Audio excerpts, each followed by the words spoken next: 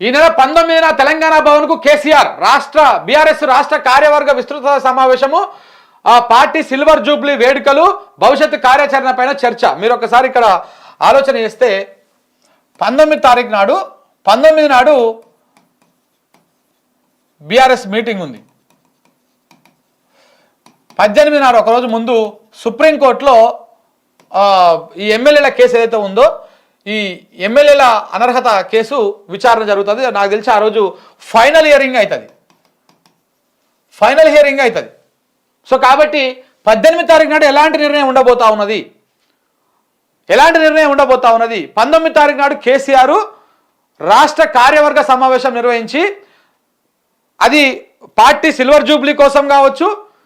ఒకవేళ కనుక 18 తారీఖు నాడు సుప్రీంకోర్టు సంచలన తీర్పిస్తే మాత్రము ఆ రోజు ఎన్నికల శంకారావం పూరించేటువంటి అవకాశం కూడా ఉంటుంది. ఫిబ్రవరి 19 తారీఖు నాడు నెక్స్ట్ మీటింగ్ ఎక్కడ పెట్టాలి, ఏ రకంగా ముందుకు పోవాలి, ప్రజల్లోకి ఎట్లా పోవాలి, ఈ ప్రభుత్వం చేస్తున్నటువంటి తప్పిదాలు ఏంటివి, ఇవన్నీ కూడా వివరించేటువంటి అవకాశాలు కనపడతా ఉన్నాయి. సో 18 తారీఖు నాడు ఏం జరగబోతా ఉంది అనేది చాలా ఉత్కంఠభరితంగా తెలంగాణ సమాజం ఎదురు చూస్తూ ఉంది.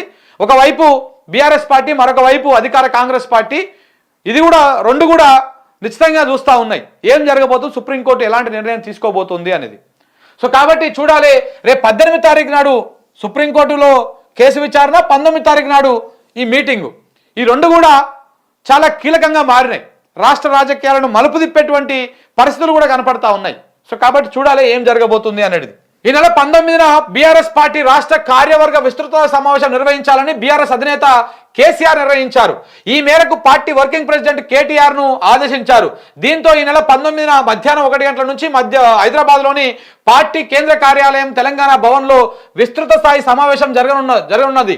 కేసీఆర్ అధ్యక్షతన పార్టీ రాష్ట్ర కార్యవర్గము, జిల్లా పార్టీ అధ్యక్షులు, ప్రస్తుత మాజీ ఎంపీలు, ఎమ్మెల్యేలు, ఎమ్మెల్సీలు, మాజీ కార్పొరేషన్లు, జిల్లా పరిషత్తు చైర్మన్లు, డీసీసీబీ, డీసీఎంఎస్ అధ్యక్షులతో పాటు పార్టీ నియోజకవర్గాల ఇన్ఛార్జ్లతో కూడినటువంటి విస్తృత స్థాయి సమావేశం నిర్వహించినట్టు పార్టీ వర్కింగ్ ప్రెసిడెంట్ కేటీఆర్ తెలిపారు.